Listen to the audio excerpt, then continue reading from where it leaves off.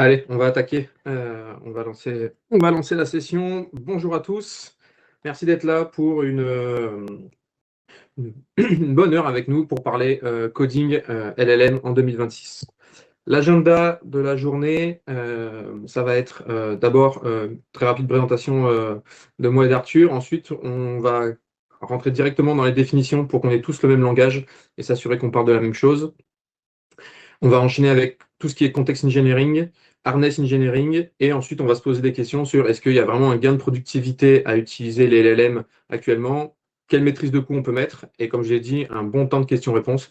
On a préféré faire un trade-off sur les exemples live et vous laisser plus de place pour les questions, puisque c'est des retours qu'on avait eus sur les précédents webinaires. Un peu de frustration de ne pas pouvoir poser plein de questions, donc on va se laisser un bon quart d'heure à la fin. Donc on va tartiner sur le programme.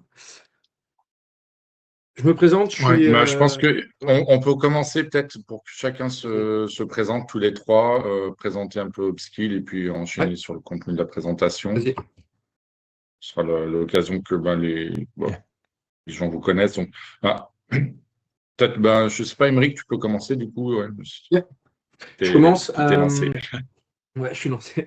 Donc, je suis software engineer, donc je suis développeur. C'est le cœur de mon métier. Je fais ça depuis 20 ans et j'adore le dev. À côté de ça, je suis coach et trainer. Et voilà, des formations, tout ce qui est autour du craft, de l'ingénierie logicielle, du testing et maintenant de l'IA. Et je suis un crafter convaincu. Donc, je reste persuadé que c'est de l'artisanat ce qu'on fait. On fait du custom et il faut qu'on soit des experts. Donc, j'ai un bon biais qui est je ne suis pas un vendeur de IA et je ne travaille pas dans un lab LLM. Mais je ne suis pas non plus un expert. Donc, qu'on pose le contexte. Je ne suis pas un expert en intelligence artificielle. Je ne suis pas un chercheur. Je suis un simple utilisateur très quotidien parce que j'adore ça. Mais je ne suis pas un expert. On a la chance d'avoir avec nous Arthur, qui lui bosse quand même plus près des IA. Ouais, même si effectivement à la base, comme tu as dit, maintenant je suis CTPO et cofondateur de Pacmine, mais depuis des années on travaille autour du craft, de la qualité logicielle, de comment designer des bonnes architectures, des bonnes stratégies de test, etc. Donc avant que l'IA arrive, on était vachement sur le partage de connaissances dans les équipes et tout ce qui tournait autour du craft et du lean. Et depuis que l'IA est arrivé en 2021-2022, effectivement maintenant on est vraiment focalisé sur ce qui s'appelle le context engineering, tu vas en parler aujourd'hui et sur comment bien travailler pour gagner en productivité avec les agents IA, quel que soit l'agent d'ailleurs. Et donc, voilà, je suis là pour... je te laisserai l'idée quand même le Voilà, ça webinar, marche. mais je suis là pour rebondir un petit peu, puis partager des retours d'expérience concrets aussi autour du contexte engineering, harness engineering. Donc, l'échange va être intéressant. Super. À toi, Julien. Ok, top. Ouais, donc moi, je suis Julien Van Québec. Je suis fondateur de plusieurs structures. Donc, la première structure, c'était All for Test, qui est une structure qui est spécialisée dans la qualité logicielle. On va fêter nos 20 ans, donc c'est l'année de notre anniversaire. Et c'est un sujet qui est toujours d'actualité, même si on y répond avec différents outils maintenant.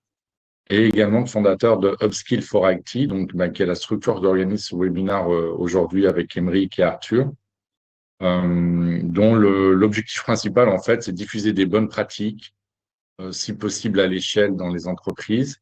Et on s'est aperçu que c'était compliqué avec des approches de formation classique. Donc, on a mis en place une méthode qui nous permet de panacher entre la formation digitale, tout ce qui est théorique, pour mettre tous les gens un peu à niveau sur des aspects théoriques, et ensuite faire des petits ateliers de mise en pratique où on va pouvoir accompagner du coup un grand nombre d'ingénieurs sur la thématique voulue pour les faire progresser dans une durée donnée sur des ateliers très concrets dans leur cas d'usage, dans leur métier.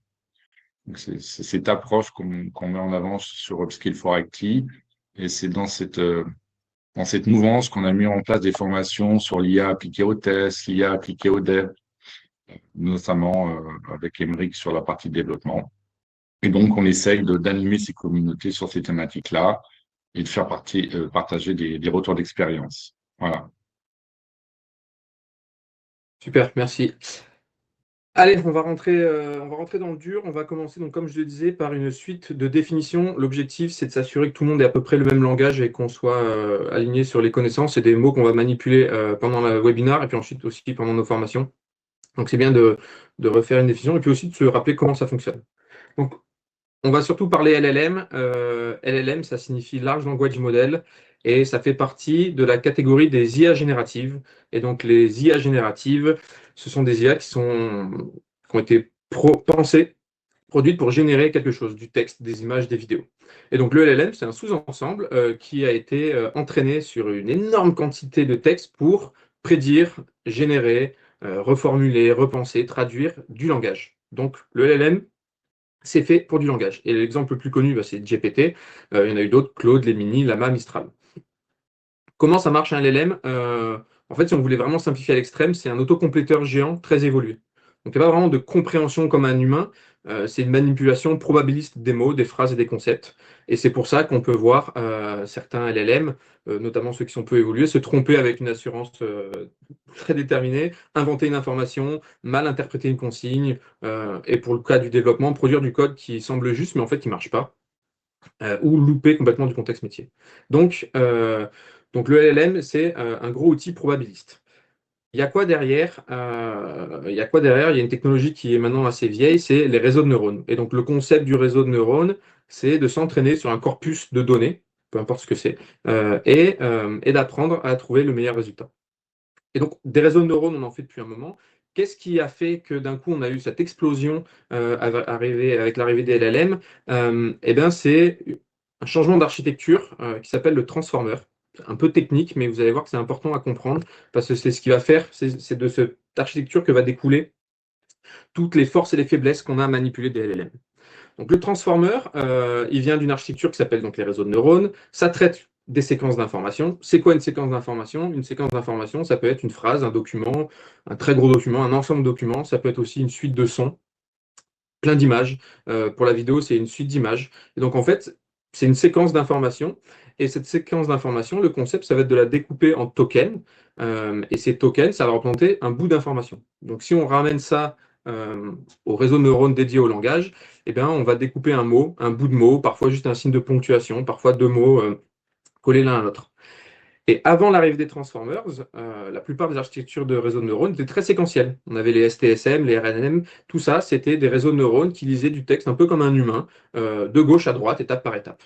Et donc, quand on a l'exemple, le chat que mon voisin a adopté hier dort, le modèle avait un peu du mal à comprendre que qui c'est qui dort, c'est le chat et pas le voisin. Et donc, il devait mémoriser que le sujet principal, c'était le chat. Et plus on augmentait la quantité de mots, plus c'était compliqué. Et à la fin, les modèles traditionnels se perdaient. Donc, les transformers, le but du transformer, ça a été de changer ça. En fait, les ingénieurs, les chercheurs ont mis l'accent énormément sur le token, donc cette unité de travail, comme source d'information, et ils ont décidé de pousser à fond l'analyse de ces tokens. Donc le transformer, c'est un peu comme une grosse loupe. Et qu'est-ce qu'il sait faire? Il sait regarder plusieurs mots en parallèle. Et donc il y a un mécanisme très important lié au transformer, c'est ce qu'on appelle l'attention. Le mécanisme d'attention, c'est ce qui va permettre au modèle de se demander pourquoi ce mot est plus important qu'un autre et quelle est la relation entre ces mots. Donc si on prend un autre exemple qui est la clé de la voiture est cassée car elle est tombée, le LLM il va être très fort, le transformer va être très fort à se dire là le poids le plus important c'est la clé, c'est elle qui est cassée et c'est elle qui est tombée, pas la voiture. Donc il comprend grâce au mécanisme d'attention à faire des liens. Et le transformer, il est capable de faire des liens très importants en mettant des scores d'importance. Donc il va dire sur ce mot, toi tu es important pour comprendre celui-là, toi tu es moins important pour comprendre celui-là. Et donc, il va être capable de comprendre d'énormes dépendances. Et c'est vraiment ça la force du transformer. La deuxième force, c'est qu'il se parallèle très bien. Comme on peut manipuler plein de tokens à des moments différents et faire des liens entre eux, eh bien, on peut paralléliser, sortir de ce côté séquentiel que pouvaient avoir certains réseaux de neurones. Et donc, les transformers peuvent traiter beaucoup d'éléments en parallèle. Et ça, c'est très bien parce que ça s'adapte à une technologie qu'on maîtrise de plus en plus, qui sont les GPU. Parce que les GPU, leur capacité de calcul, c'est de faire du travail en parallèle et ensuite de regrouper de l'info. Donc, on a eu une réflexion d'ingénieurs et de chercheurs qu'on a pu faire matcher avec une évolution technologique. Et ils se sont rendus compte en entraînant leur modèle que plus on augmentait la taille du modèle, plus on augmentait la quantité d'informations, et plus on augmentait la puissance de calcul, et plus la pertinence était forte. Ce que certains réseaux de neurones n'arrivent pas à atteindre. Il y a une limite de scale. Là, les LLM, ils se sont rendus compte, plus on tartine et plus on a de la pertinence. Et c'est pour ça que les LLM, on parle souvent de fenêtres d'apprentissage ou de fenêtres en entrée, c'est ce qui va permettre aux LLM d'apprendre. Mais ça reste, et c'est important de le comprendre, des machines probabilistes. Il n'y a pas de réflexion. Il y a des chercheurs en IA qui essaient de mimer la réflexion humaine. Les LLM ne cherchent pas du tout à faire ça. Ils cherchent juste à être en mesure de donner la meilleure réponse statistique à des données en entrée. Donc si on pose une question, elle va essayer de trouver la meilleure réponse. Si on lui demande de faire quelque chose, elle va essayer de trouver la meilleure réponse. Mais c'est que de la proba. Il n'y a pas d'intelligence à proprement parler. C'est quoi un modèle frontier? Un modèle frontier, c'est un terme un peu marketing, mais pas que, qui parle des tout derniers modèles, ceux qui dépassent à chaque fois un niveau de compréhension. Et donc, on a eu l'arrivée de GPT. Ensuite, on a eu des modèles qui, tous les 1 an, puis tous les 6 mois, puis tous les 3 mois, montaient en puissance, étaient capables de traiter des données encore plus complexes, d'avoir des meilleurs raisonnements. Donc, le modèle frontier, c'est le modèle à l'heure actuelle qui est le plus avancé et demain, il peut changer. Là, il y a, pour ceux qui suivent l'actualité, il y a Claude qui a sorti Fable, leur tout dernier modèle qui est basé sur Mythos, qui est un modèle apparemment très puissant. Il est en essai depuis 2 jours. Moi, je l'utilise, c'est vrai qu'il est bluffant. On a encore monté un step. Donc, le modèle frontier, c'est la toute dernière fusée, mais encore une fois, ça va très vite. Donc ça, c'est ce qu'on manipule. Ensuite, donc comme l'a dit Arthur, ça fait 4 ans maintenant qu'on commence vraiment à utiliser à large scale les LLM et les besoins ont émergé. Et un des besoins du LLM, c'était d'aller rechercher de l'information. Et donc, il y a un pattern qui a émergé, qui est important de maîtriser parce qu'on va beaucoup en parler pendant ce webinaire, mais aussi pendant la formation, c'est le concept de RAG. Le RAG, donc Retrieval Augmented Generation, le concept, c'est de permettre à un LLM, donc un outil probabiliste, d'aller chercher de l'information de façon la plus optimisée possible pour ensuite produire un résultat pertinent. Et donc le concept, c'est basé sur des vieux outils de modélisation vectorielle. On va donner un corpus de texte d'informations, ça peut être votre wiki, ça peut être votre GitHub, ça peut être votre base code, et on va l'envoyer dans un moteur qui va créer ce qu'on appelle des embeddings, et donc c'est des représentations vectorielles de relations entre les mots, et c'est ce qui va permettre à l'agent IA, de la même manière qu'il a été entraîné à faire de la relation, bah, il va utiliser un modèle de modélisation de données qui est fait pour faire de la recherche par relation. Donc les deux vont bien ensemble, les embedded et les LLM, et quand on assemble tout ça, ça fait ce qu'on appelle un RAG. Et donc, le RAG va nous servir, nous, en tant que développeurs, pour browser des bases documentaires. Et Cursor, pour ceux qui l'utilisent, qui est un IDE de développement, ils ont mis en place un RAG en interne. Et c'est ce qui fait que quand dans Cursor, on cherche dans la base code ou qu'on lui demande de chercher dans une base documentaire avec le arrobase, plutôt que de prendre toute notre base code en entrée et donc de surcharger son contexte d'entrée, eh bien, il va pouvoir aller chercher des opérations pertinentes. Donc, le RAG, c'est un pattern utilisé pour faire de la recherche de données.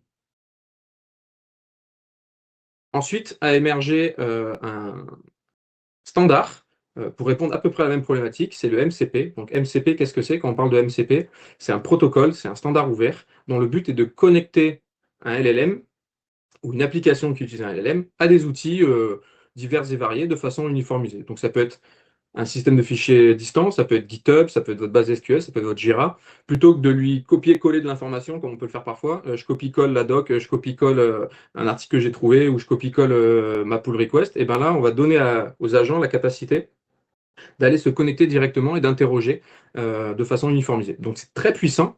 Puisque ça permet à un client MCP, donc Cursor, Claude ou l'application que vous développez, de se connecter à un serveur MCP qui va offrir un jeu de fonctionnalités, ce qu'on appelle les tools MCP. Et donc c'est quoi? Ce sont les actions disponibles. Est-ce que je peux lire un fichier? Est-ce que j'ai le droit de faire une recherche dans GitHub? Est-ce que j'ai le droit de créer un ticket dans GitHub?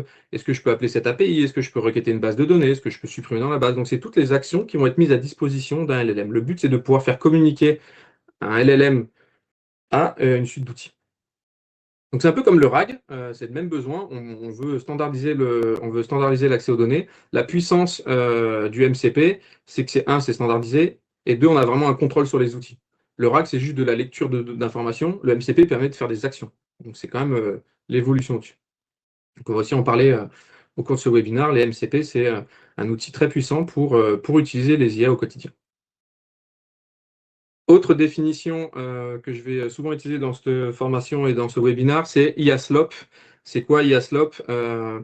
C'est le terme un peu jargon qui a émergé pour dire qu'on est actuellement, et je pense que vous le vivez tous, surchargé par une quantité d'informations produites par des LLM qui sont de très mauvaise qualité. Ça peut être des articles blog où on sent que c'est rédigé par une IA, c'est illisible. On commence à lire le contexte, ça paraît intéressant, puis on se rend compte qu'il y a beaucoup de répétitions, qu'il y a beaucoup de concepts qui sont redits, qu'il y a des informations qui sont fausses. C'est aussi toutes les images un peu bêtes qu'on peut voir sur Internet qui sont surproduites, des articles LinkedIn automatisés, les mailing lists voilà, de basse qualité. Et ça peut aussi être le code de basse qualité contrôlé. Donc l'IA Slope, c'est le raz-de-marée de contenu de très mauvaise qualité qu'on est en train de subir depuis un moment et qui est malheureusement une réalité. Encore une fois, pourquoi? Parce que les LM ont été, et les IA génératives sont faites pour générer du contenu. Donc elles sont très fortes à ça. Donc on a un outil qui a été entraîné pour produire du contenu. Donc clairement, il est très fort pour produire du contenu. Et ensuite, la qualité qu'il y a dedans, bah, ça dépend de ce que les humains font avec. Donc ça, c'est des choses qui ont émergé au cours des 4 dernières années. Il y a un autre gros concept qui a émergé, et c'est celui qui nous intéresse pour ce webinaire, c'est la notion d'agent. Alors, c'est quoi un agent IA et c'est quoi la différence avec un LLM? Le LLM, c'est un outil pour faire de la production de texte. L'agent IA, qui va utiliser le LLM pour la réflexion, va être un logiciel. Donc, il faut vraiment penser que c'est quelque chose de très concret. C'est un logiciel qui va avoir une suite d'outils, et c'est ce qu'on va voir aujourd'hui, à disposition pour obtenir un résultat concret. Là où le LLM est fait pour produire du texte, l'agent, il est fait pour produire un résultat, créer des choses, effectuer des actions, synchroniser des fichiers, produire du code. Donc on passe de je veux produire du texte à je veux exécuter des actions pour le monde réel. Et c'est aussi une façon de travailler. Les labos IA qui développent des agents, comme Cursor, comme Claude, avec Claude Code, avec Codex, ils ont essayé de modéliser dans leur agent, avec des algorithmes, avec du code, avec vraiment des fonctions mathématiques, comment on peut effectuer des actions pour les humains. Donc c'est ça un agent, c'est bien plus qu'un LLM, c'est une suite d'outils mis à disposition. Encore une fois, je le répète, c'est important, c'est un logiciel, donc c'est développé, c'est hard-codé, il y a des règles dedans. Après, le moteur intelligent, lui, il est dynamique. Et donc nous, pour le développement, on a une suite d'agents spécifiques au développement, mais pour d'autres métiers, il y a d'autres agents qui sont pensés, réfléchis pour produire du contenu. Autre contexte très important, je suis désolé, je tartine un peu de contexte, de concept, mais c'est important, c'est la notion de contexte. Quand on parle de contexte pour un LLM, en fait, c'est juste toutes les informations qu'on va lui donner en entrée. Pendant très longtemps, on parlait juste de prompt. Donc, je lui donne une instruction, mais en fait, il y a bien plus que ça qu'on peut lui donner. C'est les données annexes que je peux lui donner, mon code source qui va analyser. Ça peut être, comme on l'a vu, une base documentaire connectée avec un MCP. Et donc, en fait, plus on va mettre d'infos dans la fenêtre de contexte, plus on va, ce qu'on appelle surcharger la fenêtre de contexte, c'est toutes les informations disponibles. Et donc, on pourrait se dire, c'est super, ces modèles ont été entraînés pour prendre des grandes quantités de données en entrée, c'est vrai. Donc, il suffit d'envoyer une quantité astronomique de données à notre agent ou à notre prompt et de lui parler encore et encore et encore dans la même discussion, dans la même fenêtre, pour qu'il nous connaisse. Et ben, en faisant ça, et je pense que vous l'avez constaté, plus on parle au même agent, plus on met d'informations et moins il devient pertinent. Et c'est quelque chose qui a été mesuré. C'est Microsoft Research et Salesforce qui ont testé une quinzaine de LLM sur plus de 200 000 conversations et ils se sont rendus compte qu'en fait, il y a une baisse de performance de 40% entre une interaction à un seul tour. Je demande à un LLM ou à un agent de faire une tâche et je m'arrête, versus des interactions multitours. Et donc, plus on se met à parler à l'IA, plus on l'insulte parce que ça arrive souvent, plus on essaie de la corriger, en fait, plus on dégrade les performances. Donc ça, c'est quelque chose qu'il faut garder en tête pour manipuler dans son quotidien. Ça sert à rien en fait de blaster d'informations. On peut dégrader la qualité de ce que va produire le LLM si on lui donne trop d'informations de mauvaise qualité et surtout si on itère avec elle. C'est une mauvaise façon de travailler.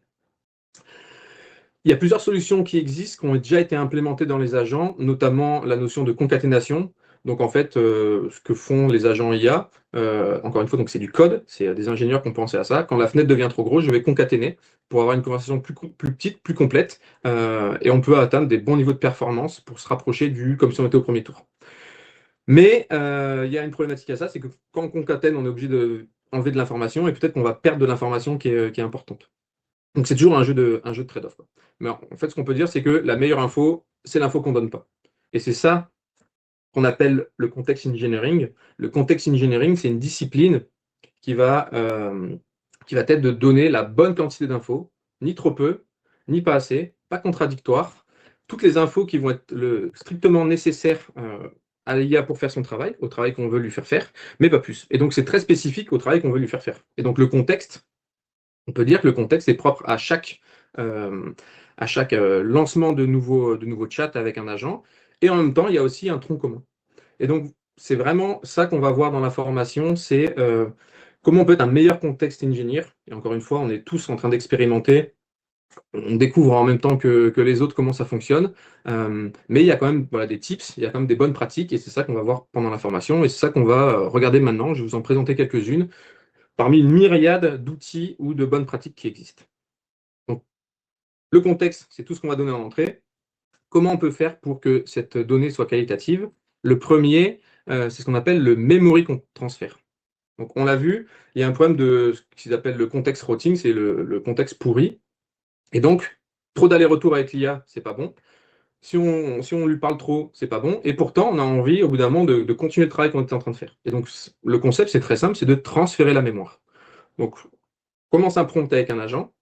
Et quand on se rend compte qu'on a trop shifté ou qu'on veut sortir de ce mode de travail pour aller vers un autre agent, peut-être pour changer de modèle, peut-être pour lui donner un autre contexte, et ben on va lui demander de transférer la mémoire. Comment on fait? C'est très simple. On lui demande d'écrire un fichier Markdown qui résume la conversation, les forces, les faiblesses. Voilà, il y a des patterns pour faire ça. Et ensuite, on demande au prochain agent, lis ce Markdown et prends la suite. Ça, c'est ce que des ingénieurs de la vie de tous les jours ont commencé à proposer sur Internet dans différents forums, dans différents chats. Et c'est ce qui a été implémenté, du coup, derrière, par Claude, par exemple. Claude, ils se sont rendus compte que c'était une bonne pratique. Ils se sont dit, bah, en fait, on va faire ça. On va créer un fichier Markdown qui s'appelle Memory, dans lequel on va empiler la mémoire de travail, encore une fois en mettant la bonne info, donc c'est probabiliste, pour pouvoir passer ça aux agents. Et typiquement, Codex l'a pas encore, c'est pas encore implémenté. En tout cas, de ce que je sais, ils l'ont pas implémenté. Donc on le fait à la main. Donc vous voyez, on a des techniques que la communauté découvre d'optimisation de la fenêtre de contexte. Donc ça, c'est la présentation de l'auto-memory qui a été implémentée par Claude. Ensuite, une autre technique, on pourrait même dire un autre hack, c'est le partial disclosure. Le concept, c'est plutôt que de donner toutes les infos en entrée, on va permettre à l'IA de découvrir que le minimum d'informations nécessaires pour aller chercher l'info. MCP, c'est clairement du partial disclosure à l'échelle. Maintenant, quand nous, on manipule dans notre vie de tous les jours une petite base documentaire, du code, des skills, des hooks qu'on va voir après, et ben on a envie que l'IA puisse les découvrir de façon précise, sans aller trop dans le détail et sans pourrir son contexte, puisque le contexte, encore une fois, plus on met d'infos dedans, plus il pourrit. Et donc là encore, c'est des hacks qui sont très simples.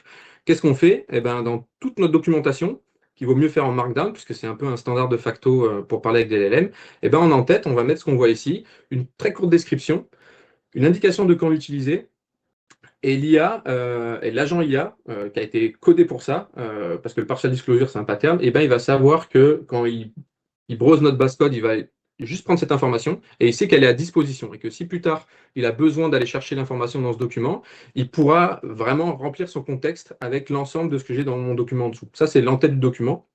Je peux avoir plein de choses dedans, de la doc, des instructions. Donc, le partial disclosure, c'est un pattern qu'on va apprendre à manipuler aussi dans la formation, mais qui est implémenté, qui est aussi implémenté dans pas mal d'agents de coding pour faire ça. Un autre hack encore qu'on verra, c'est la notion d'index.md. Et le concept, c'est de faire c'est quand on n'a pas l'occasion de mettre un MCP ou de mettre un RAG très développé dans notre petit software, on va demander à l'IA de créer une chaîne d'arbres d'index.md pour qu'il puisse, pareil, se balader de façon intelligente. Donc tout ça, je vous le présente rapidement, mais c'est des techniques, on peut même parler de hacks, qui permettent d'améliorer la recherche d'informations tout en limitant le pourrissement du contexte, qui est un des enjeux du contexte engineering. Et encore une fois, je le répète, on est vraiment au tout début de l'arrivée des LLM, ça fait que 4 ans. Les technos changent très vite. Ce qui était vrai il y a un an, comme le chain of thought, c'était le fait de dire à un agent, tu fais ça, puis tu fais ça, puis tu fais ça, puis tu fais ça. Enfin, un LLM, de l'écrire à la main en disant instruction 1, instruction 2, instruction 3, c'était les bonnes pratiques que la communauté avait vu émerger. Ben, en fait, ça a été implémenté. Et maintenant, pour ceux qui utilisent des agents de coding, on les voit réfléchir en chain of thought. Donc, ce que je vous apprends maintenant, peut-être que dans 3 mois, ça sera implémenté. Mais au moins, on sait que ça existe. Et je le répète encore une fois, ça reste du probabiliste. Donc même avec la meilleure gestion de contexte, eh ben, on se retrouve parfois avec des résultats qui sont complètement aberrants. Pourquoi? Parce que c'est du probabiliste. Donc notre objectif, ça va être, une fois qu'on a travaillé notre contexte, qu'est-ce qu'on peut faire pour rajouter un peu de déterminisme et durcir le process? Eh ben, ça s'appelle le harness engineering. Et donc le harness engineering, c'est ça. Standardiser les bonnes pratiques, standardiser les règles et homogénéiser ça pour mettre sous contrôle l'agent. Parce que, encore une fois, je le rappelle, l'agent il a été entraîné pour aller le plus rapidement possible. Donc en fait, il y a une notion, et c'est une des slides de la présentation. On va voir ce que c'est que le reward hacking. C'est en fait le modèle, il a été entraîné pour trouver la voie la plus rapide, la plus facile, et donc il va avoir une tendance à bypasser des tests, réécrire des tests pour qu'ils deviennent verts en supprimant du code. Il a été entraîné à ça. Encore une fois, il n'a pas été entraîné pour coder. L'agent, le LLM, il a été codé il a été entraîné pour répondre à une quantité faramineuse de questions. Donc, il n'est pas hyper spécialisé et on tombe dans ce qu'on appelle les loopholes. Et on verra des exemples de comment on détecte des loopholes et comment on peut améliorer ce processus qui est naturel, qui est que le poids des neurones qui ont été codés leur force à chercher la solution la plus efficace pour satisfaire une requête. Et on pensait que les IA deviendraient plus sages en augmentant l'apprentissage et la fenêtre de contexte, mais en fait, on se rend compte qu'avec une intelligence entre guillemets, accrue, et ben justement, ils vont pouvoir trouver des techniques de triche plus indétectables. Alors, il n'y a pas de volonté derrière, hein, c'est pas intelligent, mais par contre, c'est de plus en plus compliqué de voir qu'en fait, il y a eu un bypass. Et ça, ils s'en sont rendus compte, donc il faut le mettre entre guillemets. Claude Fab, notamment, c'est ce qu'ils annoncent, c'est qu'ils ont vraiment entraîné entièrement le modèle pour qu'il n'y ait plus de loophole et qu'il y ait une vraie réflexion. Donc à voir ce que ça donne, mais sur des modèles traditionnels, on a cette tendance à l'IA d'aller au plus rapide et parfois à bypasser toutes les instructions qu'on lui donne. 40%, ça c'est le chiffre de bugs en prod qu'a constaté Google entre janvier 2025 et juillet 2025, donc il y a un an, sur les équipes qui surutilisaient l'IA. Donc affolement, ça a fait grand bruit, affolement dans la communauté, et surtout affolement pour ceux qui vendent, donc les labos IA qui vendent des agents de code. Ils se sont dit, voilà, il n'y a pas bon, il faut qu'on trouve une réponse à ça. Et donc ils ont commencé à aller, encore une fois, s'inspirer de ce que la communauté faisait, mais ils sont aussi utilisateurs de leur propre logiciel, et ils ont besoin d'être les meilleurs. Donc ils ont commencé à faire deux choses, c'est du contexte, et aussi à coder dans leur soft des outils qui nous permettent de rajouter du déterminisme sur un modèle qui, par définition, est non déterministe, probabiliste. Un des premiers outils qui a émergé, c'est la notion de skill, donc ce sont des compétences. La compétence, c'est quoi? C'est une surspécialisation d'un agent pour une tâche très déterminée. Et donc, si j'ai besoin d'écrire un test unitaire, je vais créer un skill qui définit comment on écrit un test unitaire. Si je dois manager une base de données, je vais créer un skill pour manager la base de données. Si je veux créer des pull requests, je vais créer un skill pour créer des pull requests.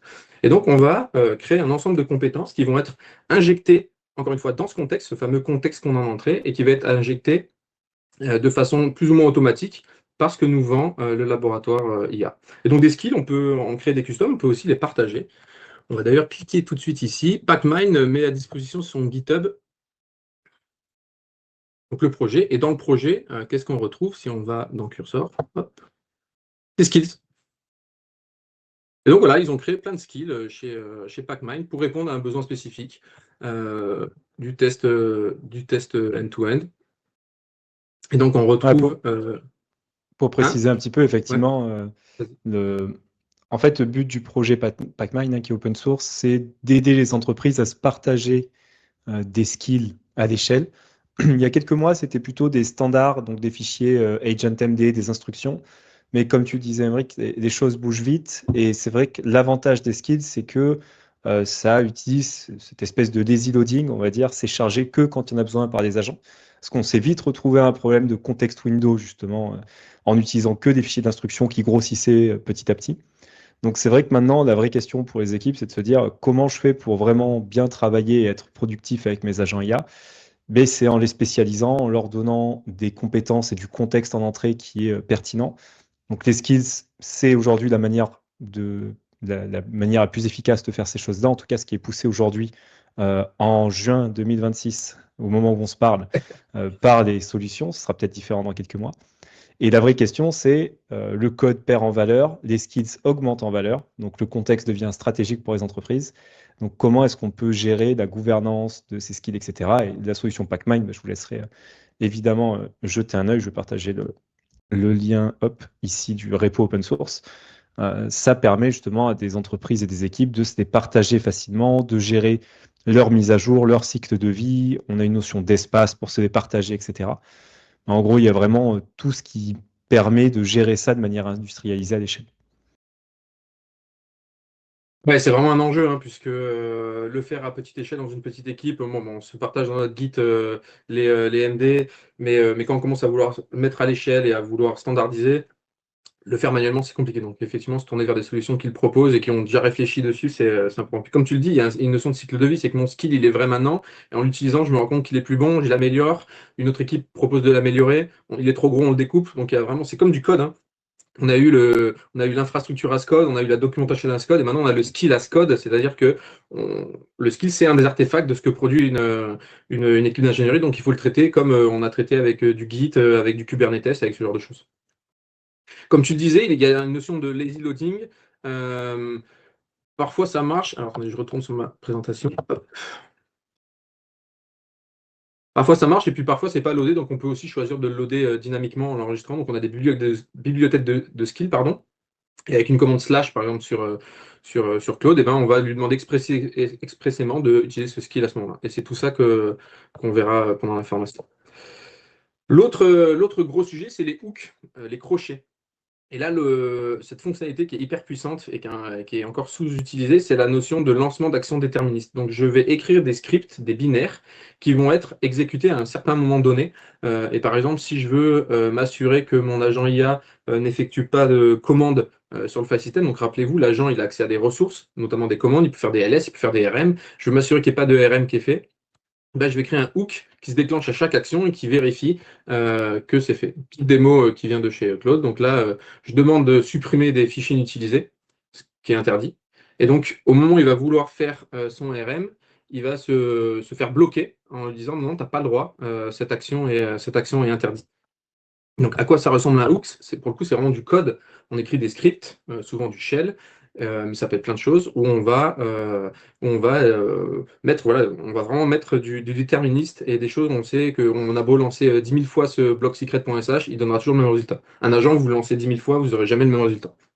On peut faire plein de choses, on peut activer des linters si on fait du TypeScript, on peut demander de run tous les tests Java, on peut mettre du pre-commit hook pour s'assurer que ça respecte le conventional commit. Enfin, il y a plein d'idées, il y a plein de hooks qu'on peut mettre et tout comme les skills, les hooks font partie de la base de ce qu'on doit documenter, faire évoluer et travailler. Donc, pour résumer cette partie sur le context engineering, on a changé de métier. On est passé de prompt engineering qui était donner la bonne consigne, mais on faisait ça à la main, on copiait-collait, on mettait des instructions. Ensuite, on a mis à l'échelle, en tout cas, on tente de mettre à l'échelle avec le context engineering la quantité de données qu'on met. Et ensuite, le hardness engineering, ça va être la notion de rendre le système robuste. On a beau mettre tout ça en place, on se rend compte qu'il y a encore des hallucinations, qu'il y a encore des problèmes. Et là, pour une fois, la faute ne vient pas forcément du LLM, mais elle vient aussi de ce qu'on donne en entrée, notamment des instructions et même des spécifications. Et donc, il y a aussi un retour de la communauté qui dit « Ok, on sort une artillerie lourde, mais on a toujours des problèmes de spécification. » Et donc, il y a un nouveau mouvement qui émerge depuis un moment, c'est la délégation par les spécifications. Le concept, ça va être de mettre beaucoup d'énergie à spécifier en amont pour ensuite donner ça à des agents IA qui, par magie, vont écrire tout le code. Et donc, il y a deux écoles en ce moment qui s'affrontent. Il y a ceux qui poussent la délégation par les specs, donc spec first, et il y en a qui disent non, le code, c'est la source de vérité, et on n'arrivera jamais à faire produire du code en surspécifiant. Moi, je suis un peu à la croisée entre les deux. Effectivement, si on ne spécifie pas assez, il y a trop de flou, et donc il y a trop d'inférences, c'est ce que fait l'IA, donc il y a des hallucinations. Et c'est pour ça que ces modèles, ce sont des frameworks, donc encore une fois, c'est du code. Vous avez les repos Git, ils sont tous publics. Et en fait, c'est un cadre de travail qui va nous permettre de nous forcer en tant qu'ingénieur à travailler sur les spécifications grâce à des agents notamment. Donc, on va utiliser les skills spécialisés tout aux différentes étapes d'un process de spécification. Donc, on va avoir un agent spécialisé dans la discovery client, un skill spécialisé pour l'architecture logicielle, un skill sécurisé pour la sécurité. Et la promesse de ces outils, c'est qu'en suivant le workflow, à l'aide de commandes, des agents IA vont produire une suite d'artefacts, donc des fichiers, la plupart du temps Markdown, pour produire un ensemble de spécifications qui permettra à d'autres agents IA de coder. Donc la promesse, c'est qu'en surspécifiant, on pourra tout coder. Moi, ça me rappelle un peu l'époque pour ceux qui connaissent, il y a longtemps, il y a UML en tout cas les boîtes qui vendaient de l'UML nous disaient vous allez dessiner plein de petites boîtes, des relations, vous allez appuyer sur un bouton et ça va vous générer du code. Ça marche pas.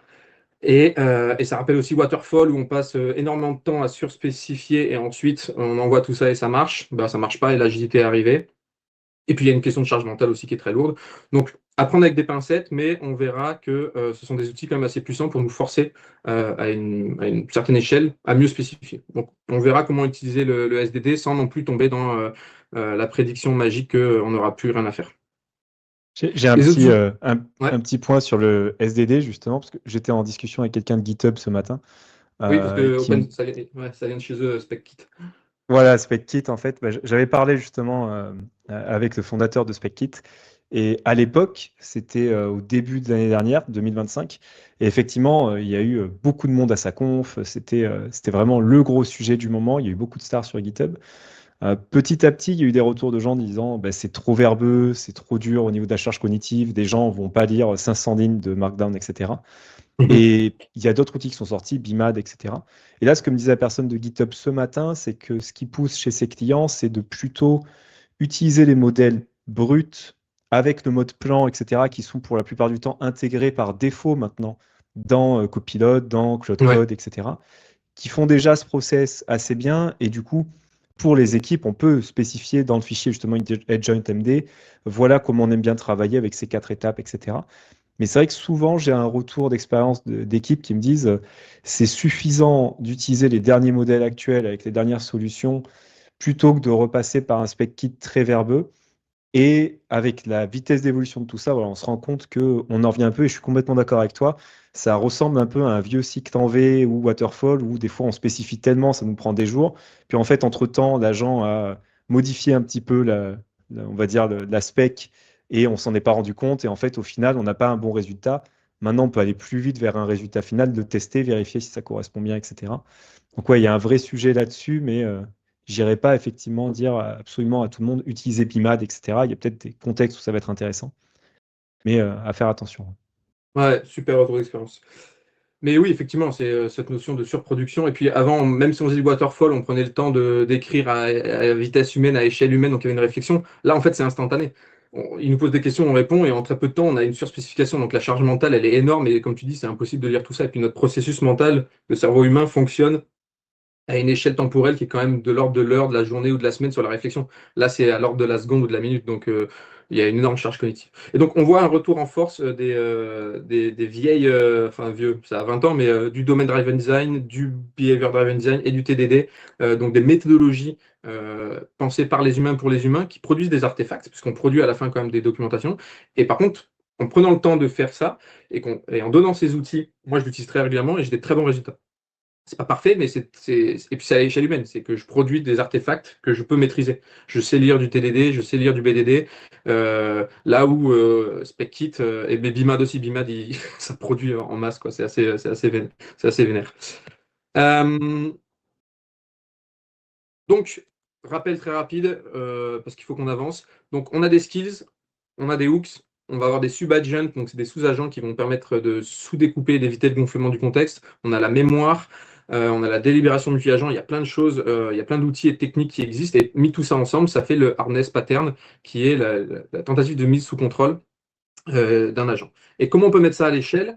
On peut imaginer, et c'est ce que pas mal d'entreprises essayent de faire, et ce que moi aussi j'essaie de faire chez mes clients, c'est avoir une SDLC, donc une processus de développement logiciel, où on intègre l'IA à des moments intéressants, et où on continue, et même on remet ce qui avait été un peu perdu, des outils déterministes. J'aime bien Sonar, même si ils ont eu un peu une perte de vitesse à un moment donné. Ils avaient peur à cause de l'IA, mais là, en fait, ça revient en force parce qu'à un moment donné, c'est bien d'avoir un outil qui dit, ah là là, la complexité, elle a explosé et c'est mesurable. Ah là là, il n'y a pas de couverture de test. Et donc, en remettant du déterministe dans votre chaîne de CI, du Sonar, vous pouvez brancher un MCP dessus qui va permettre à un agent de lire automatiquement le retour et de corriger. Ensuite, de mettre de la AI backée par review, de la review backée par IA. Et ainsi de suite, et de produire une chaîne logicielle. Et ça, c'est aussi ce qu'on mettra en place dans la formation de façon assez rapide pour voir que ça amène des bons résultats. Donc, il faut utiliser la puissance de l'IA, mais il faut continuer à lui mettre du harness dessus. Ça fait le lien avec un des sujets qu'on va aborder maintenant, qui est la productivité. Étant donné qu'on ne peut pas faire confiance à une IA parce que c'est un outil probabiliste, il faut faire de la revue de code. Et la revue de code, moi, j'ai jamais été un grand fan parce que je trouve que c'est un énorme bottleneck. Il y a beaucoup de frustration, il y a beaucoup d'asynchronisme et je préfère l'extreme programming. Mais en tout cas, ça a des avantages de permettre la collaboration entre les humains et de partager de la connaissance. C'est pas le meilleur endroit, mais ça permet de le faire. Là, avec l'arrivée de l'IA, le problème, c'est qu'on est surchargé de pull requests et LinearB, qui est une boîte de SaaS dans le Software Engineering Intelligence, a fait encore pas mal d'analyses et ils se sont rendus compte que du code produit par une IA restait quasiment 5 fois plus longtemps en review que du code produit par des humains. Pourquoi? Parce qu'il y en a beaucoup, parce qu'il y a une grosse charge mentale et plein de raisons qui sont propres au modèle. Donc on peut se poser la question, et c'est un peu le sujet qui fait vibrer la tech en ce moment, c'est en fait, est-ce qu'il y a un énorme gain de productivité ou est-ce qu'en fait c'est un mythe et qu'on est en train de monter des systèmes qui en fait nous ralentissent? Je vais laisser Arthur de présenter après ces slides parce qu'ils sont en plein dedans. Juste ça, c'est une analyse du Financial Times qui dit que globalement, à l'échelle individuelle et sur un petit zoom, on peut avoir des énormes gains de productivité. Moi, je me rends compte sur certaines tâches, qui me prenait une semaine peut me prendre 10 minutes et c'est une réalité. Sur du rétro-engineering, sur pas mal de choses. Par contre, si on zoome en arrière, au final, on n'a que 30% de productivité en plus, ce qui est énorme. Et moi, ça me paraît même je ne pense pas qu'on ait encore atteint ce stade-là. Encore une fois, c'est des projections, mais voilà, en fait, on peut se poser la question de c'est quoi qu'on gagne, c'est quoi qu'on freine. Je t'en prie. Yes, effectivement, il y a un mythe de on va être des 10x développeurs, donc on va viser le x10 sur la productivité, etc. Quand on regarde des vrais chiffres, effectivement, de l'étude ici de DX de mai 2026, donc vraiment très récente, sur les 12 derniers mois, sur plus de 400 entreprises, il y a eu plus de 65% d'augmentation d'utilisation d'IA. Et en même temps, il n'y a eu que plus 7% d'augmentation du nombre de PR émergents en production. Donc en fait, on n'est pas x10, on est plus vers les plus 10% en réalité. Et en fait, c'est lié à plein de choses. C'est lié au fait que coder, c'est pas le bottleneck. En moyenne, les développeurs passent 14% de leur journée à coder. Tout le reste de la journée, c'est à faire autre chose. Et surtout, effectivement, c'est bien que tu montres ce slide-là, l'IA, c'est un amplificateur. Donc, si vous avez des mauvaises pratiques en termes de tests, en termes d'architecture, que vous n'aimez pas dans vos équipes et que vous communiquez très mal, là, vous allez mettre en place de l'IA, ça va juste dégrader votre expérience. Donc là, ce qu'on voit sur ce graphe, c'est qu'en fait, chaque barre correspond à une entreprise qui a mis en place de l'IA. Et on voit que l'impact ici sur l'indicateur Change Failure Rate, qui dit que quand on met en prod une pull request, est-ce qu'on a un bug ou pas? On voit que pour certaines entreprises, en fait, en mettant en place de l'IA, on a beaucoup plus de bugs en prod, versus pour certaines entreprises, on a moins de bugs en prod. Donc on voit bien que tout dépend en fait des pratiques sous-jacentes qu'il y a dans les équipes qui sont mises en place. Et après, comme tu disais, il y a plein de choses sur, il y a plus de code, il y a plus de PR, donc il y a une charge cognitive qui est plus forte, il y a plus de chances d'avoir des bugs, on perd le contrôle sur ce qui a été créé. Donc effectivement, on peut avoir, super slide, donc on peut avoir effectivement des gains, mais pour ça, il faut mettre en place un système complet qui est une vraie machine à produire de la valeur, qui fonctionne bien, qui peut fonctionner en autonomie. Et comme tu disais, il faut enlever les bottlenecks humains sur la partie revue de code, etc. Il faut réussir à gagner en confiance pour fluidifier au maximum et avoir une vraie chaîne de production. Il faut le voir en j'ai des besoins du marché, je vais les passer dans ma chaîne, je vais créer de la valeur et du produit ou quoi que ce soit en sortie. Et pas juste, je vais accélérer la partie revue de code, enfin la partie même revue de code ou juste développement. Et en accélérant juste une partie de la chaîne, vous n'allez pas accélérer en fait le release de valeur que vous allez avoir. Ouais, il y a vraiment plein d'études qui sortent en ce moment. Là, il y en avait une de Microsoft qui avait analysé certaines de leurs équipes et ils avaient des équipes, comme tu disais, qui, je pense, multifactorielles, mais peut-être parce qu'elles marchaient mal, en fait, ça a aggravé la situation.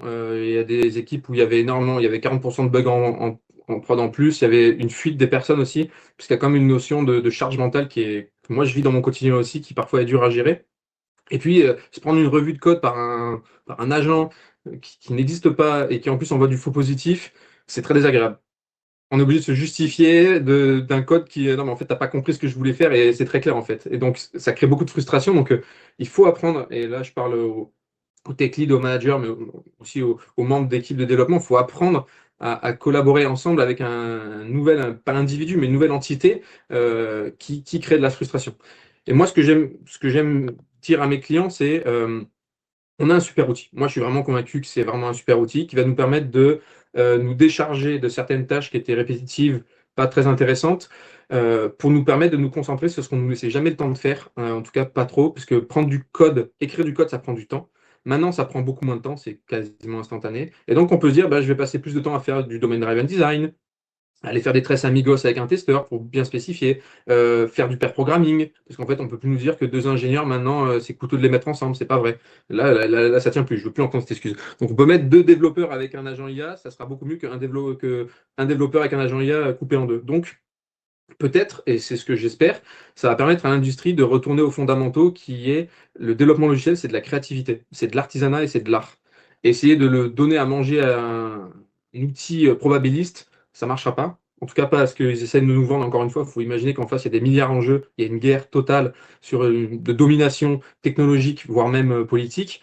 Nous, on est au milieu de tout ça, on est des développeurs. Voilà, il faut juste redescendre et se dire, OK, on a un bon outil à disposition, qu'est-ce qu'on peut faire avec, quelles sont ses limites? Et surtout, qu'est-ce qu'on peut avoir de positif. On a un peu débordé, je vais finir avec un autre sujet, ça va aller assez vite sur la maîtrise des coûts. C'est un des autres sujets qui fait trembler l'industrie. On a vu passer des factures à 200, 300 000 dollars le mois parce que des entreprises dans la tech américaine poussaient leurs ingénieurs à surutiliser. Sans maîtrise, c'est un carnage. Ça coûte cher, ça va coûter de plus en plus cher. Là, pour l'instant, faut être clair, ils sont en train de brader les prix pour nous rendre accros. C'est des très bons dealers. Et Fab, là, ils viennent de le dire, il est au prix, il est 2 fois le prix d'Opus, donc ça coûte déjà cher pendant un mois pour nous rendre accros. Et ensuite, ils vont avoir un billing spécifique. Mais c'est normal, ils nous donnent des outils qui permettent d'avoir un gain quand même à certains endroits très élevé, donc ça se monétise. Donc nous, il faut qu'on devienne plus autonome. Et il y a un contre-courant assez fort en ce moment qui est l'utilisation de modèles locaux, auto-hébergés et surspécialisés surtout. Puisque, encore une fois, je le rappelle une dernière fois, les LLM sont entraînés sur des corpus gigantesques de données pour traiter n'importe quelle problématique. Nous, on fait du code. Pourquoi ne pas utiliser des modèles qui ont été entraînés sur du code? Et c'est exactement ce qu'a fait Microsoft cette année. Ils ont quitté OpenAI et ils ont créé MAI Code in Flash, qui est un modèle léger, un frontier modèle pour le développement, en tout cas c'est comme ça qu'ils le proposent, qui est très rapide, peu coûteux, hébergé en interne, et ils ont juste trainé sur les meilleures bases codes et les meilleures pratiques de l'ingénierie logicielle, donc les specs, le BDD, le TDD, tout ça. Et donc ils ont un modèle dédié local pour faire ça. Et je pense qu'on va aller vers ça. Là, on est encore au début, c'est le Far West. Les gros acteurs se tapent dessus. Il y a les Chinois en face qui proposent des modèles open source vraiment bluffants, et les Européens aussi. Donc on est vraiment qu'au début, donc faut pas ce que je pourrais donner un conseil aussi, c'est faut pas se dire ah, on va être dépendant des Américains, donc on ne l'utilise pas. Non, non, je vous pousse à utiliser l'IA, les modèles, à comprendre comment ça fonctionne. Le marché va se stabiliser. Il y en a deux, trois qui vont mourir sûrement parce que ça coûte trop cher leur data center et ils perdent de l'argent tous les mois. Et puis, on va se stabiliser comme à chaque fois qu'il y a une nouvelle technologie qui arrive. C'est juste que là, le raz-de-marée est assez impressionnant. Un petit Je tip peux juste sympa. Ouais, vas-y, vas-y. ajouter deux petits points sur la partie coût, parce que c'est vraiment important avec le changement de pricing de copilote justement récent, etc. Ça peut faire peur, et plus les modèles vont arriver comme Fable, etc., et plus les workflows avec l'IA vont s'automatiser et vont se paralléliser, plus on va consommer de tokens, ça c'est sûr. Par contre, j'étais à un talk là, du fondateur de Clever Cloud il y a quelques jours, qui disait, attention, en fait, des GPU et des cartes graphiques, c'est pas fait pour faire de l'IA.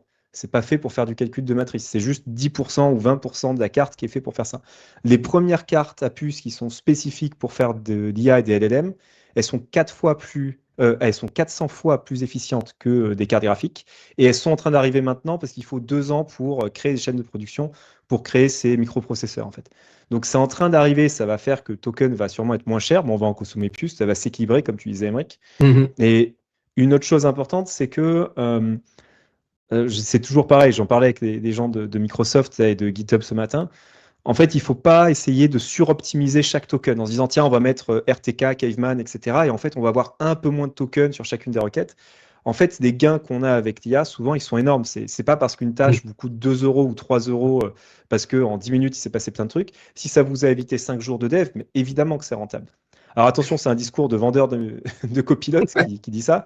Mais je pense sur le fond qu'il a raison. Il ne faut pas chercher à optimiser des nombres de tokens, etc. Il faut plutôt regarder le coût en tant de crédit justement ou d'euros que ça nous coûte, regarder les tâches qu'on gagne, et la première optimisation, c'est est-ce que les tâches qu'on fait, elles sont à grosse valeur ajoutée? Est-ce qu'on a le bon contexte engineering et donc on passe pas 5 fois à faire la même chose pour avoir le même résultat?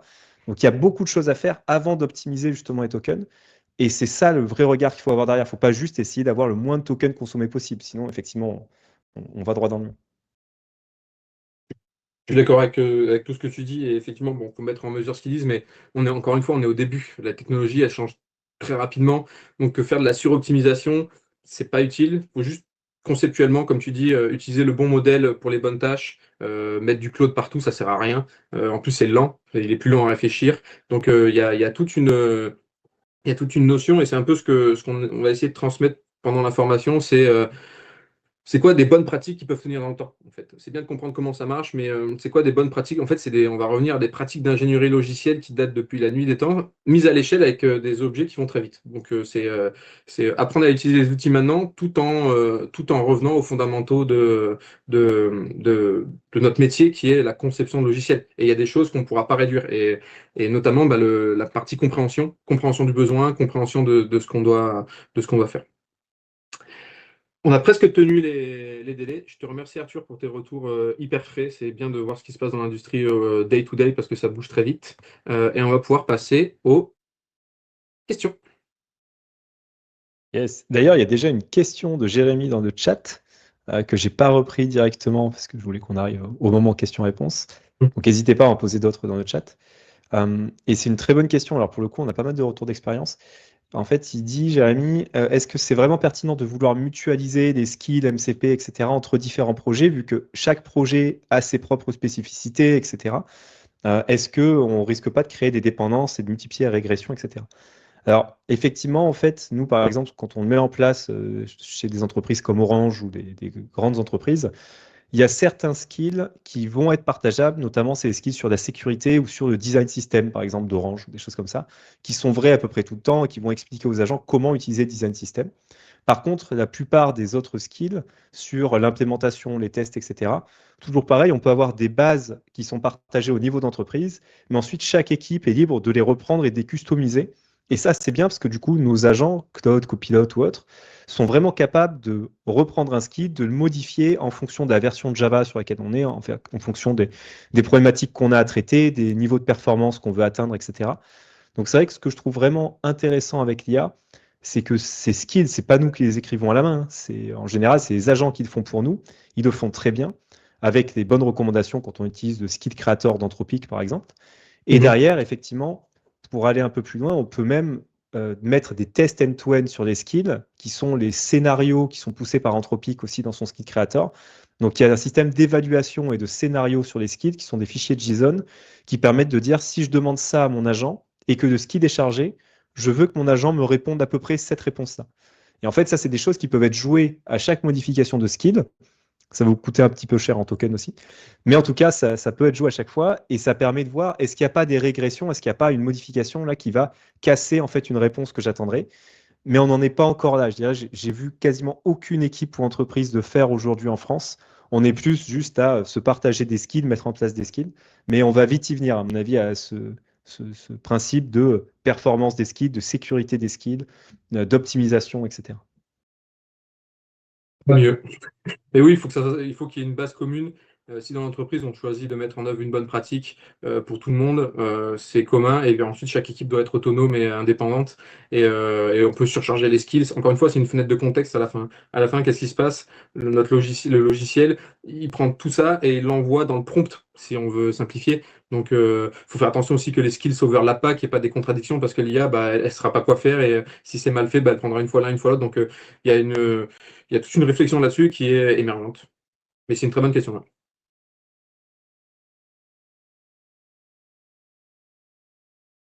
Si vous avez d'autres questions, n'hésitez pas à les partager dans le chat ou même à activer votre micro si vous voulez Ouais, prendre la partager à parole. l'oral. Avantage de Teams. Comparé à du Zoom.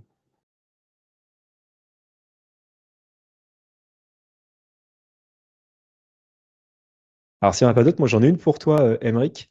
Ouais. Qu'est-ce que tu penses de l'avenir des développeurs, tu vois, que ce soit pour des juniors ou pour notre métier, l'évolution du coup que ça va amener justement cette Alors moi, utilisation de plus en plus massive de l'IA? c'est une très très bonne question. Et j'ai un tout petit peu distillé une réponse. Donc moi, je ne crois pas qu'on va disparaître du jour au lendemain, ça c'est sûr. Puisque, et tu l'as très bien dit, le métier de développeur, de software développeur ou d'ingénieur software, peu importe qu'on le titre ou pas, ça n'a jamais été d'écrire que du code. C'est une réflexion créative. Et pour l'instant, pourtant, je suis vraiment un surutilisateur de l'IA. Je mange du token et je la challenge dans tous les sens. il n'y a pas il y a pas de créativité, il n'y a pas de réflexion, ils n'arrivent pas encore à simuler une notion de réflexion, même si avec Fab, j'ai pris quand même une claque sur certains sujets.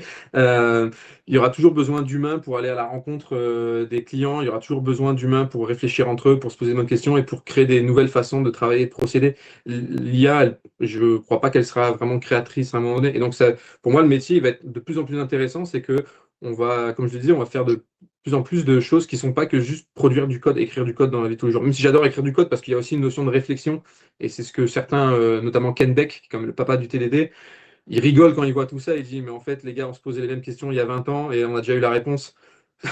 Le code c'est pas le problème. Le problème c'est la compréhension du besoin et c'est le retranscrire, c'est se poser les questions, les bons design patterns, parce qu'ils vont répondre à l'évolutivité. Ça, une IA, elle ne peut pas y arriver. Elle le fera jamais. Elle va très bien copier, mais il y a tellement de façons de faire. Donner un logiciel à une équipe et un logiciel à une autre équipe, ils ne donneront pas la même façon de penser, le même résultat. Bah, ça va être pareil avec l'IA. Donc, je pense que notre métier va devenir de plus en plus intéressant. Pour la question des juniors, qui est une très bonne question, là, je pense par contre qu'on a un problème, c'est qu'actuellement, d'un point de vue purement financier, vaut mieux recruter un senior ingénieur comme moi et me donner des tokens illimités plutôt que de prendre 5-6 juniors. Sauf qu'en fait, on est en train de scier la branche sur laquelle on est parce qu'il faut les former. Donc, et en même temps, pour se former au développement, il n'y a pas mieux que coder. Et là, on est en train de dire arrêtez de coder. Donc, on est un peu ballotté. J'espère que ça va s'équilibrer. En tout cas, on a besoin de juniors et il faut continuer à les former à tous les métiers de l'ingénierie logicielle, que ce soit le code, le design, le testing. Ouais, et merci Yann pour le partage de l'image là sur les recrutements, etc. On voit qu'en fait ce métier, s'il était en train de disparaître, on ne serait pas là en ce moment. Moi, je pense que les développeurs vont passer beaucoup moins de temps évidemment à écrire du code, mais vont devenir plus des systèmes ingénieurs. Alors maintenant, on parle de loop ingénieurs aussi depuis cette semaine d'ailleurs chez Google, de gens qui sont capables de designer des loops, des systèmes. C'est pareil, dans l'idée, c'est on crée un système de création de valeur. Et il y a une question de Julien qui dit pareil pour la QA. Quelles évolutions, notamment dans l'automatisation? Vous serez peut-être meilleur que moi, Julien et Aymeric, pour répondre. Allez, vas-y, Julien, ouais, là, on est dans ton. Non, mais c'est vrai qu'on parle beaucoup ouais, de création de code. Dans les process, dans les équipes, on essaye de toujours avoir un ingénieur QA qui va apporter une vision un petit peu différente.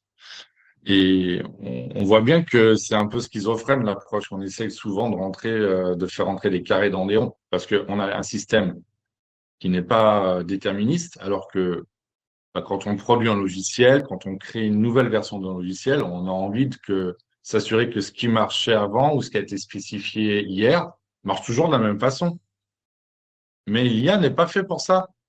Alors, j'ai bien noté dans vos présentations que vous mettez en place du harness, des bonnes pratiques, etc. Mais j'ai aussi noté qu'Emeric disait, mais malgré tout ça, on n'arrive pas à avoir quelque chose vraiment qu'on peut répéter. Et pour les gens qui font du test, c'est un peu perturbant parce qu'on a besoin d'un système déterministe pour dire, bah, tiens, je mets ça en entrée, j'attends ça en sortie, est-ce que ça marche toujours? Mais en fait, on ne sait pas toujours vraiment, oui, le comportement va être à peu près le même, mais la façon d'arriver au comportement, et ce qui est plus dangereux, c'est dans les évolutions. C'est-à-dire qu'on ne s'aperçoit pas que l'agent va modifier un contexte du code ou même une spécification. Des avocats font relire des contrats. Au bout de la troisième itération, tout est relu, tout semble nickel. Sauf qu'il y a une petite phrase qui a été changée, un mot a été changé. Et personne ne l'a vu parce que la charge mentale, elle devient insupportable. Il y a 500 pages à relire.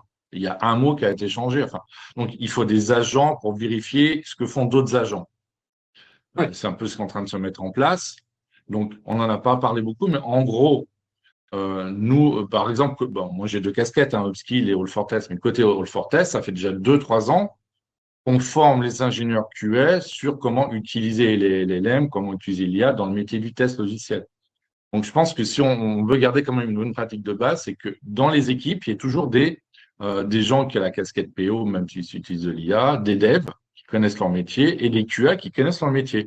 Il ne faut pas croire qu'on va dire, ah bah tiens, au LLM, fais-moi du test, teste-moi le code que tu génères. Ouais, mais il va générer des tests, c'est sûr. Et quand on creuse, on regarde ces tests n'ont aucune valeur, aucun sens. Donc en fait, c'est même dangereux parce qu'on se dit, ah, il a testé, c'est bon. Ben, en fait, non. Donc, il faut bien un ingénieur QA qui va mettre en place des tests de manière autonome, indépendante. Et il va falloir des ingénieurs, par contre, QA qui sont sensibilisés à ça, qui vont comprendre comment ça marche pour se poser les bonnes questions et faire des stratégies de test qui vont être différentes. Donc, il va falloir rendre des stratégies de test compatibles avec cette nouvelle façon de générer du code. Et donc, bah, c'est un sujet sur lequel on travaille. Là, il y a aussi des formations sur l'IA Gen pour les testeurs qui sont même certifiés en STQB maintenant. Et comme vous le disiez tous les deux, ben, le problème, ce qui est un peu fatigant intellectuellement, c'est que ça change tous les 3 mois. Donc, on est obligé de suivre ça, de se former. Mais voilà, je pense que notre job, c'est de faire gagner du temps à nos clients en ayant une vision globale du marché, où ça va, leur donner les informations synthétiques essentielles pour aller plus vite, pour ne pas éviter de se prendre des murs qu'on s'est déjà pris et faire travailler les 3 amigos. Donc, on parle souvent du 4e amigos, hein. Il y a beaucoup eu de présentations comme ça où on joue sous ce terme. Ben, l'IA, c'est le 4e amigos et il faut apprendre à comprendre comment il réfléchit. Je pense qu'il ne réfléchit pas, mais comment il génère du contenu et s'adapter avec lui parce que quand on parle bien avec lui, quand on arrive à interagir avec lui, on gagne du temps, de l'énergie. Et si on ne le fait pas, ouais, c'est plutôt l'inverse, comme on l'a vu dans vos présentations. Donc, on est sur une ligne de crête et voilà. Donc, sur l'automatisation des tests, on utilise aussi l'IA pour nous aider à générer des scénarios Playwright ou autres. Il y a des MCP Playwright qui sont intégrés maintenant. Donc, dans les outils de test automation, on voit qu'aussi, ils se connectent aussi au système de génération de code. On peut aller plus vite. Mais là encore, il y a des bonnes pratiques à utiliser et il ne faut pas croire que c'est magique. Tout à fait. Ouais. Et il y a une autre question sur c'est quoi le retour d'expérience sur le trade-off à faire sur ces systèmes où en fait on doit gérer un système vraiment un vrai système complet d'orchestration avec des agents IA et le projet qu'il y a derrière. Ça devient un peu schizophrène d'avoir les deux projets à maintenir en parallèle. Je dirais qu'en fait, ça se déporte vers ce système complet, justement, avec l'agentique, l'IA, etc. Et ça nous force un peu à délaisser, en quelques mots, le projet, c'est-à-dire le code source qui va devenir maintenant, on va avoir une abstraction un petit peu au-dessus. Et si on met en place tous les bons systèmes de test, etc., plus ça va et plus on va avoir, moins on va avoir à vraiment vérifier toutes les PR manuellement, ce qui passe, etc. Les équipes qui arrivent à vraiment aller vite avec l'IA, en fait, elles redisent pas les PR à la main, en fait. Elles font confiance à l'IA pour ça. Après, je suis d'accord que ça marche pas sur tous les systèmes, ça nous protège pas non plus de bugs qu'on peut avoir, etc. Mais pour autant, si vraiment notre but c'est d'accélérer parce que on est dans une startup par exemple, ça va, c'est très bien. Si on bosse chez Thales pour le Rafale ou autre, évidemment ça va pas fonctionner comme ça. On va avoir toujours des releases tous les 6 mois et puis la vitesse c'est pas un objectif. Je trouve qu'on met beaucoup la pression sur la productivité des équipes, la vitesse, etc. Mais des fois on se demande pourquoi. En fait, ça sert à rien d'aller trop vite parce que personne peut récupérer nos features. Et si vous avez une appli de banque par exemple qui se met à jour tous les 2-3 jours et qui change complètement tout le temps, ça ne va pas être intéressant. Donc il y a aussi un pragmatisme à avoir sur vaut mieux faire des choses bien, pas avoir de bugs, etc., que faire des choses vite et avoir des bugs régulièrement.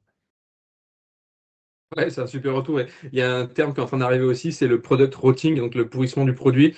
Et moi, je fais une formation en architecture logicielle où je reviens sur les fondamentaux de lois qui ont été proposées par Brooks, des grands chercheurs en sciences de l'informatique il y a des années, qui disaient le logiciel, il a une propriété qui est assez incroyable, c'est qu'il est malléable. C'est une de ces 4 propriétés. C'est pas comme un immeuble, une fois qu'il est construit, on ne peut pas changer la fondation sans tout casser. Le logiciel, on peut le modifier à l'infini. Donc, depuis la nuit des temps de l'informatique, donc depuis 50 ans, on se dit qu'on peut toujours tout changer.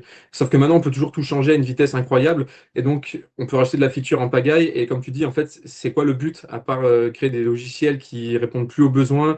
Et c'est constaté, il y a une dégradation de certains logiciels qui, parce qu'ils empilent trop vite de la feature, se pensent plus à se dire est-ce que c'est intéressant? Avant, c'était tellement cher d'un développeur qu'on se disait, bah attends, c'est quoi la feature la plus prioritaire? Et donc, il y a des features qui mouraient parce qu'en fait, elles n'étaient pas prioritaires et qu'elles servaient à rien et qu'entre-temps, on s'était dit que ça ne servait pas. Là, on peut paralléliser à l'infini. Là, demain, je peux lancer un SaaS tout seul dans mon coin qui fait comme, je sais pas, comme GitHub, comme ClickUp, comme Notion. Sauf que est-ce que je vais arriver à faire aussi bien sans réflexion humaine? Donc effectivement, il y a cette notion de aller plus vite, je vois pas l'intérêt. Moi, j'espère que ça va être laisser plus de temps pour faire de la qualité à tous les niveaux, hein, que ce soit qualité produit, qualité design, qualité sécurité, qualité tout ça. Et autre point très important que tu as levé, Arthur, c'est que en fonction du contexte, effectivement, on n'a pas les mêmes besoins. Quand on développe un logiciel pour une centrale nucléaire, le bug il est moins tolérable que si je développe un SaaS ou si j'ai un bug graphique ou si j'ai un problème de workflow, je peux le patcher à la volée. Donc en fonction de la temporalité dans laquelle on vit, c'est plus ou moins adapté aussi ces systèmes, quoi. Mais je vais répondre Tout à fait. rapidement aussi à Michael qui me posait une question, je pense directement à moi. C'est quoi qui m'a impressionné avec Fable? Donc ça fait 2 jours que je l'utilise et pour le coup, je me suis amusé à vraiment l'utiliser à fond. Ce qui m'impressionne, c'est sa capacité d'autocritique et de critique du travail proposé. Là où avant même Opus, en fait, j'ai développé un petit workflow entre 3 experts domain driven design, un expert DDD, et je leur fais faire des ping-pong avec des fichiers Markdown au milieu pour essayer de me faire des specs. Et en fait, au bout d'un moment, elles s'auto-biaisent les unes les autres. Et à la fin, le résultat qui est produit, parfois, il n'a plus de sens. Elles se sont auto-envoyées des fausses infos. Là, Fab, c'est hallucinant. C'est hallucinant. C'est vraiment, j'ai pris une grosse claque. J'en ai fait communiquer 2. Et en fait, ils sont plus dans le challenge et une prise de recul. Ils ont réussi à simuler une prise de recul que j'avais jamais vue avec aucun autre LLM. Et vraiment, le résultat produit, c'est impressionnant. Mais comme quand Opus était sorti par rapport à Sonnet, j'avais pris une claque, hein. Et puis après, on trouve les défauts qu'il y a aussi. Mais là, Fab, c'est énorme. Après, derrière, l'outil qu'ils ont utilisé pour Mythos, qui a l'air d'être vraiment véloce. Et ça fait donc le pont avec ce que Julien demande. Est-ce qu'on est d'accord que les boîtes qui vendent des audits en un clic avec l'IA Gen, c'est bullshit? J'ai aussi été impressionné par un projet open source de test pen et de détection de failles qui, pas un clic parce qu'il faut le laisser tourner, mais est capable de trouver des failles de sécurité en un temps record que jamais un ingénieur n'aurait pu faire, et encore moins un ingénieur comme moi qui n'est pas expert en sécu. Donc on a à disposition des outils qui nous permettent de passer des audits de qualité de code et de sécurité qui sont bluffants. Et heureusement, parce qu'en face de nous, il ne faut pas oublier qu'il y a des armées de hackers, de black hackers, qui ont actuellement une force de frappe, une nouvelle force de frappe assez puissante. Donc on a une explosion des attaques cyber depuis 3 ans. Le moindre petit ingénieur amateur dans son coin peut essayer de pénétrer un système legacy qui n'a jamais été sécurisé. Donc en face, il faut qu'on utilise ces outils. Et là, quand je dis on, ce sont les entreprises de la tech ou qui vendent des services informatiques. Là, faire passer, je ne sais plus comment il s'appelle, l'outil open source, c'est un test pen quoi, à haute échelle, c'est vraiment impressionnant. Après, c'est drivé par des ingénieurs sécu qui savent récupérer les rapports, identifier les faux positifs. Mais ensuite, on peut donner à des développeurs une liste de tâches de patch pré-mâchés qui aurait été extrêmement long à faire à la main. Parce que lire du code, c'est affreux de lire du code pour essayer de trouver des failles de sécu. C'est long. Là, c'est quand même bluffant. Donc, pour répondre à ta question, je ne sais pas si c'est bullshit, mais en tout cas, le gain est quand même parfois assez impressionnant.